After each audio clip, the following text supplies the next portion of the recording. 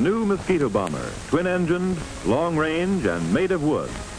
Officials of the de Havilland plant in Ottawa display the revolutionary construction and material of the new plane. The fuselage is made of 2 skins of plywood with an insulation of softer wood between. Answering the controversy of wood versus aluminum, in some cases the Mosquito has proved less vulnerable to gunfire than metal machines. The wings are formed of large sheets of supple wood, light, strong, and easily molded. The result is a high-speed reconnaissance bomber. Pictured for the first time, the Mosquito is wheeled from the hangar for a trial run. This new weapon is being built by the de Havilland Company as a result of a bottleneck in light metal material. Its engines are being made in American factories from English design. Unique in construction as well as material, the Mosquito is assembled in 2 pieces. The halves are then joined to make the body complete. This plane requires half the man-hours needed for a similar plane of metal. It mounts 4 cannon and 4 machine guns. Test pilot de Havilland sets his controls ready for the takeoff. The Mosquito taxis down the field, picks up speed, and lifts from the ground like a chip in the wind. Viewed from the nose of the plane, the airport beneath is a fast disappearing streak. Its speed and climbing power are military secrets, but has been known to outdistance the Focke-Wulf 190, indicating a maximum speed of 430 miles per hour. Slicing vapor trails with its wooden wingtips, the bomber does a slow loop.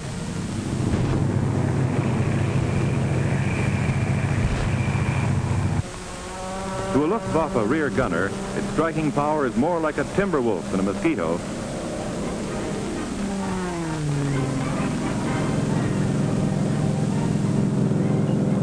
One motor cut, it can stunt like a fighter, maintaining perfect balance and efficiency of speed.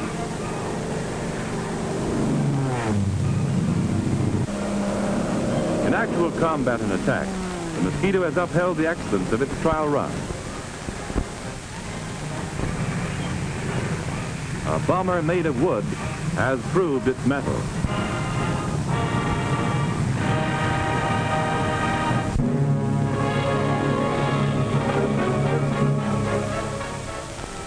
Milne Bay, on the tip of New Guinea Island, is an important harbor for the United Nations.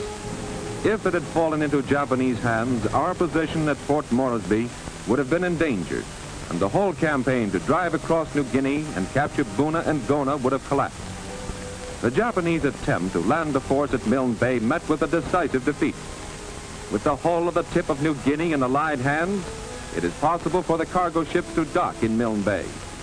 From there, they discharge their valuable supplies, which are then shipped up country to the Allied forces.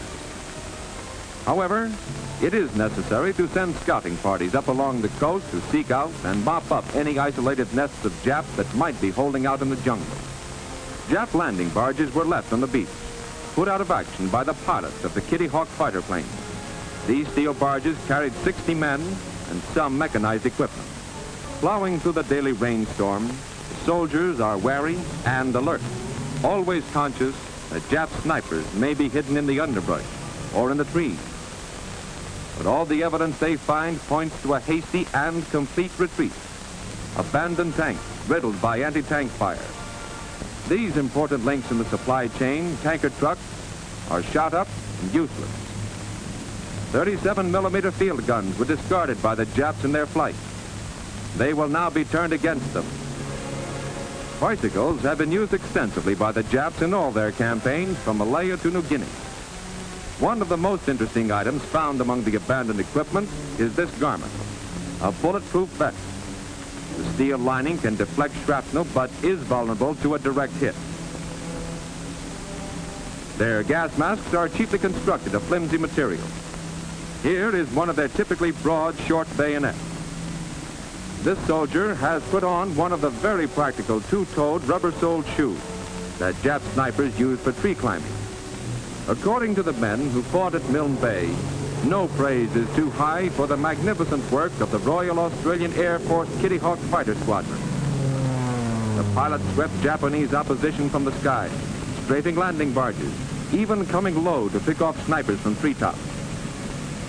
Deep in the jungle, our engineers have hacked out landing fields, but the rains keep the ground soggy and unusable. The these steel mats were brought in to provide a firm strip for takeoff.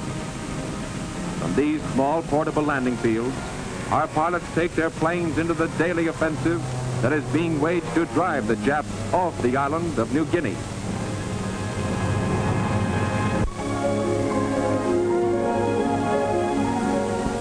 Many household appliances can no longer be purchased.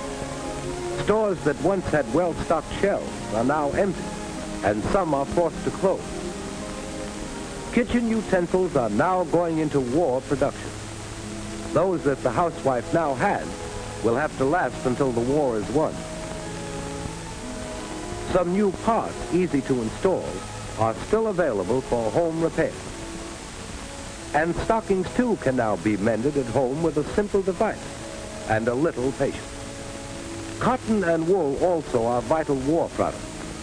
Instead of throwing these trousers away, expert workers take threads from the hem or seams and reweave the torn parts. Small fixer shops are opening in many communities.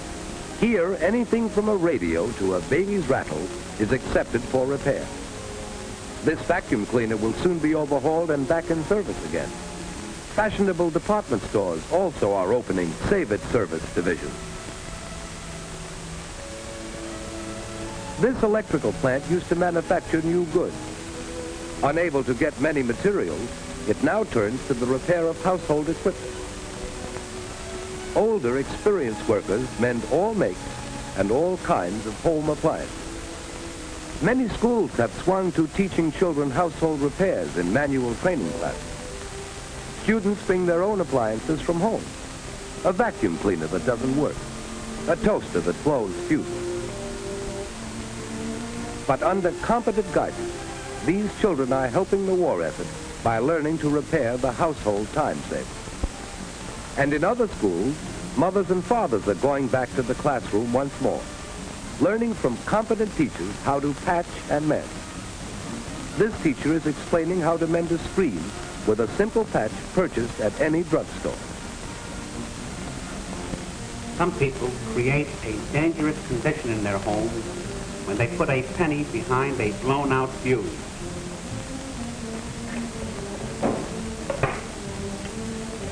This fuse now, instead of being the weakest point in the circuit, is the strongest point. This is a disastrous trick that ruins home wiring and often causes destruction by fire. Today's slogan is, fix it.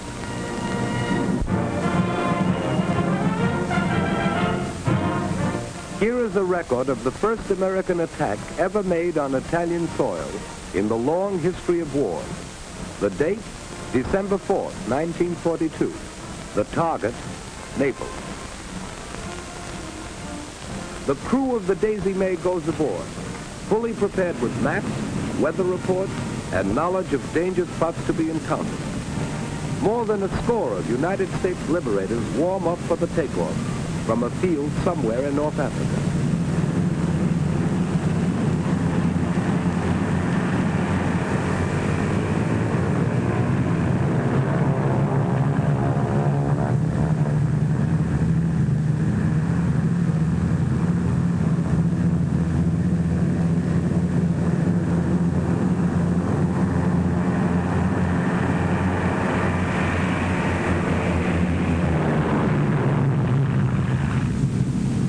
The course of the squadron is almost due north, over barren stretches of desert, then on out over the calm blue waters of the Mediterranean Sea.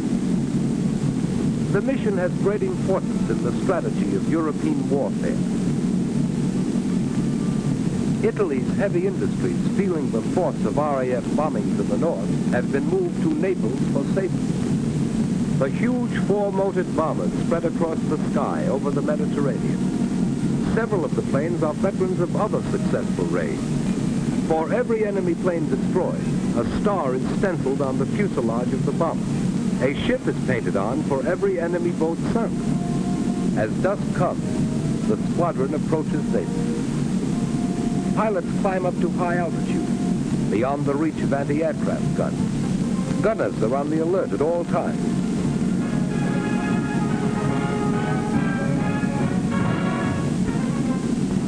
From the tremendous height, the bombing is accurate and intensive.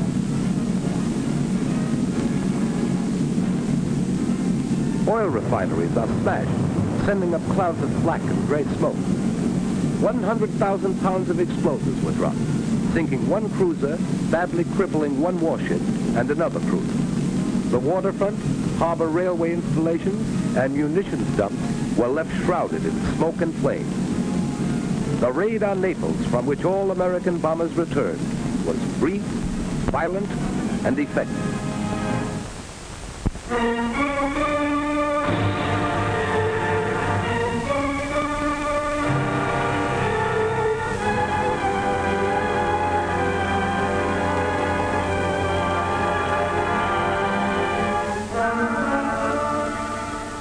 This is Arthur Hocking, plot number 2062.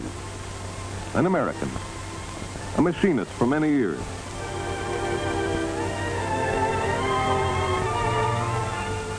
Several months ago, a telegraph boy came to Arthur Hocking's door.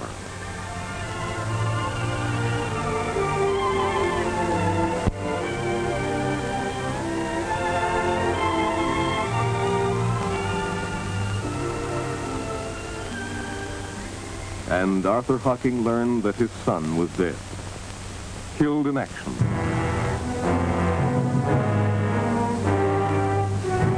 In the next few weeks, Arthur Hocking was puzzled. Many things looked very different to him now.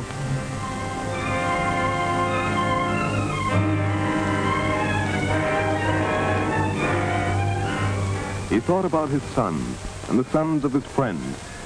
He felt he had something to say to his friends. And so, he wrote a letter.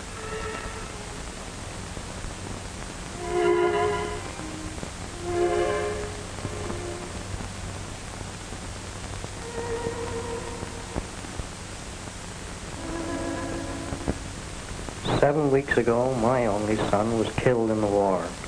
Most of you know this, but you can't possibly know how hard his mother and I feel. That is, none of you except Walt Gardner, who just lost his boy, too. Since Hardy's death, I've been doing a lot of thinking. What I'm trying to figure out is why so many of us are taking things for granted and not doing all we can to help win the war. Maybe it's because we keep hearing and talking about the war lasting for years. That sort of thinking might keep anyone from hurrying. It could be that this long pull stuff was why we lost almost 500,000 minutes of production time last month through absences and tardiness. Anyway, I'm fed up with all this talk about a 5 or 10 year war. There's no sense to it. We can win this war quick. We've got to. If we don't, your boys will be killed like mine was.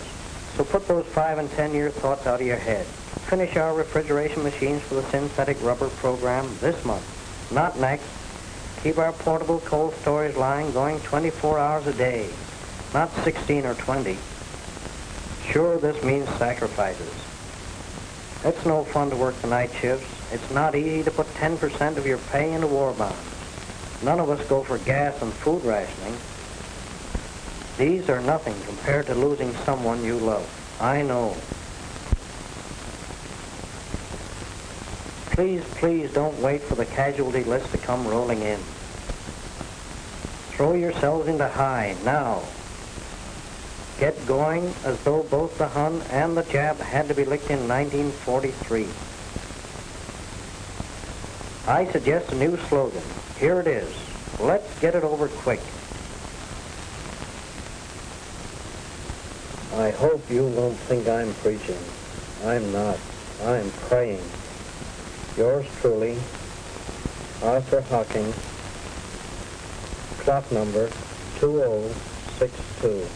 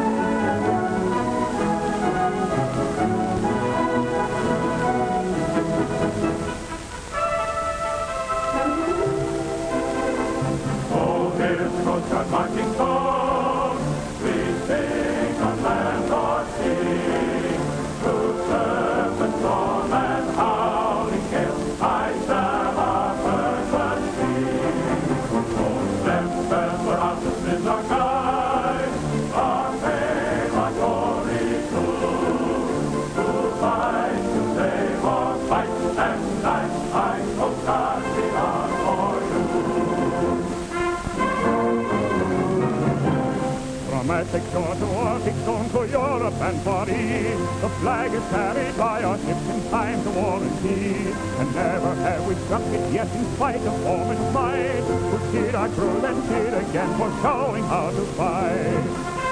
Aye, we've been always ready to fight or die. Like glory to the shield we wear and letter through the sky. We'll seize the foe or save the name, our mission and our pride. We'll carry on, we'll kingdom come, ideals till we die.